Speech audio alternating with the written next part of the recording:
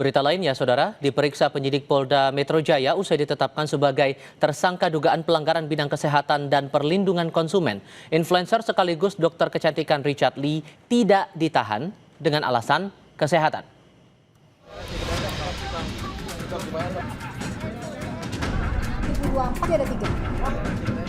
12 jam diperiksa penyidik, influencer yang kini ditetapkan sebagai tersangka kasus dugaan pelanggaran di bidang kesehatan dan perlindungan konsumen, Richard Lee alias Dr. Richard tak ditahan. Polisi bilang karena alasan kesehatan, Richard diperbolehkan pulang beristirahat. Pekan depan akan dijadwalkan kembali pemeriksaan lanjutan. Merasa kurang enak badan dan dari pihak pendamping atau penasihat hukumnya meminta untuk menghentikan pemeriksaan, menghentikan dulu pemeriksaan untuk melakukan istirahat, dan nanti akan dijadwalkan kembali untuk melanjutkan pertanyaan sampai ke pertanyaan 85 yang akan dijadwalkan minggu depan. Influencer Richard Lee ditetapkan sebagai tersangka buntut dari laporan yang dilayangkan Samira Farahnas alias Doktif atau dokter detektif yang juga telah ditetapkan sebagai tersangka kasus dugaan pencemaran nama baik yang dilaporkan Richard Lee. Doktif mengaku laporannya berdasarkan bukti dan keterangan para saksi juga korban. Itu Doktif mengatakan, Richard, kamu nggak punya surat izin praktek kan di klinik, itu semua dengan fakta, data, dan saksi yang saat ini masih hidup. Ini ditetapkan sebagai tersangka. 3 alat bukti. Ya, atas apa bukti yang Doktif sertakan? Ada 3 alat bukti ya. Yang pertama itu tomat busuk, yang kedua DNA salmon, yang ketiga stem cell. Ada saksi-saksi juga yang ada saksi, ada korban, semuanya ada. Jadi lengkap. Dikit aja dok, bang. Dok, gimana dok? Selama periksaan tadi dok? Dok, dikit dong pernyataannya dok. Periksaannya gimana dok? Dok. Terkait kasus yang menjeratnya, Richard Lee memilih tak berkomentar usai diperiksa polisi. Richard Lee memilih meninggalkan dan tak menjawab pertanyaan wartawan di gedung Mapolda Metro Jaya. Tim Liputan, Kompas TV. Bagaimana kemudian pelapor pencemaran nama baik Richard Lee alias Dr. Richard kini yang bersangkutan ditetapkan sebagai tersangka dugaan pelanggaran bidang kesehatan dan perlindungan konsumen oleh terlapor pencemaran nama baik.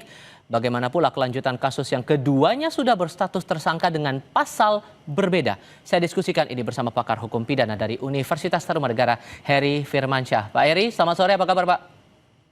Selamat sore Bang Tifal, alhamdulillah baik, semoga Bang Tifal baik. Amin, terima kasih sudah bergabung bersama kami. Ini agak unik, 2 orang yang terlibat dalam praktik kesehatan, sama-sama saling lapor, terus kedua-duanya berstatus sebagai tersangka dengan pasal berbeda. Pertanyaan saya sederhana, kok bisa? Analisis Anda, Mas? Ya, kalau kita bicara tentang penetapan tersangka kan bagian dari kewenangan penyidik ya, itu bagian dari kewenangan yang diberikan oleh undang-undang. Persoalannya yang dilaporkan ini kan dicoba dicari objek yang berbeda. Seakan-akan ada pencemaran nama baik yang disampaikan lewat media sosial. Padahal isu utama yang diangkat oleh pelapor kan berkaitan dengan Undang-Undang Perlindungan Konsumen dan juga pelanggaran terhadap Undang-Undang Kesehatan. Nah ini yang kemudian seakan-akan dibuat dalam konteks yang berbeda. Hemat saya seharusnya kan diselesaikan dahulu ya berkaitan dengan pelaporan pertama, karena ini bisa jadi presiden juga ke depan. Aduan pertama ini aduan yang dilakukan Dr. Tifa kepada Doktif, kenapa Dr. Tifa, mohon maaf, Doktif kepada Dr. Richard Lee, begitu ya? Betul, karena ini dulu yang harus dibuktikan sebenarnya apakah memang terbukti atau tidak. Berkaitan dengan bagian dari mungkin komponen SIP dan lain sebagainya, itu mungkin bagian dari penelusuran dalam kasus yang pertama tadi. Agar ini selesai harusnya tuntas dulu yang pertama kan, baru kemudian berpijak kepada kasus yang kedua. Tapi memang tidak ada halangan untuk memberikan laporan walaupun status orang ini menjadi tersangka. Memang dalam KUHP kita tidak mengenal hal-hal semacam itu, sehingga ini menjadi peluang untuk kalau dalam ranah praktik mungkin dianggap agar ya dalam tanda petik ya sandera menyandera kepentingan juga ya bagi para pihak, agar pihak yang dilaporkan itu mendapat pressure juga. Mungkin harapannya ke depan mencabut masing-masing laporan tadi. Saya nggak tahu ya, tapi kalau dalam konteks pemikiran secara ranah praktik arahnya bisa ke sana. Walaupun kalau kita lihat dari pasalnya ancaman pidananya kan lumayan tinggi nih. Seharusnya nggak kemudian semudah itu untuk kemudian menghentikan perkaranya, memberikan ruang SP3, walaupun sekali lagi SP3 pun tidak haram hukumnya diberikan kepada semua kasus ya.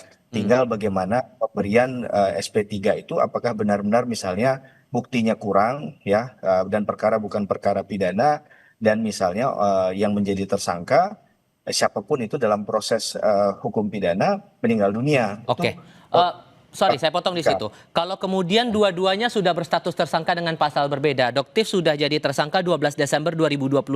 Kemudian Richard Lee saat ini dengan pasal yang berbeda. Menurut Anda ada kemungkinan tidak antara kedua pihak ini akan dikonfrontir dalam satu pemeriksaan yang sama?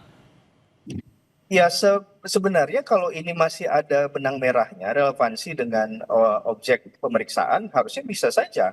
Sangat mungkin itu dilakukan. Dan kaidah hukum acara pidana tidak mengatur serigit itu ya. Bahkan memberikan ranah untuk mengkonfrontasi, mengkonfirmasi, itu kan hak.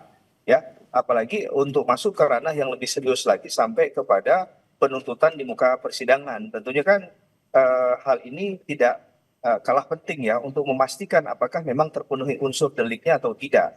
Jangan-jangan setelah dikonfrontasi ya ada penilaian dari penilaian hukum dari penyidik yang bisa memastikan bahwa ternyata hanya satu saja yang jadi tersangka misalnya, karena hal yang disampaikan memiliki kebenaran. Nah, kita nggak tahu atas dasar misalnya si pelapor tadi dijadikan tersangka dalam kasus pencemaran nama baik di Undang-Undang ITE, apa poin utamanya, kemudian oleh penyidikan untuk menetapkan seorang itu menjadi tersangka, karena ini ditarik ke ranah undang-undang yang lain, tidak bicara undang-undang awal yang dilaporkan oleh. Tapi kalau kemudian dikonfrontir dan setelah dianalisis oleh penyidik, apakah ada kemungkinan Anda membuka asumsi bahwa hanya akan ada satu tersangka di sini, kemungkinan perubahan pasal juga bisa memungkinkan itu terjadi?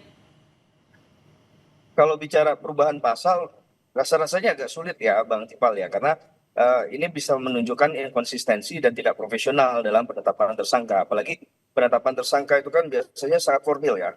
Ada surat penetapan tersangkanya, di situ dicantumkan pasal-pasal yang menjadi ketentuan yang mengacu terhadap perbuatan pidana yang dilakukan oleh tersangka, dan atas dasar itu dia akan melakukan pembelaan kelak.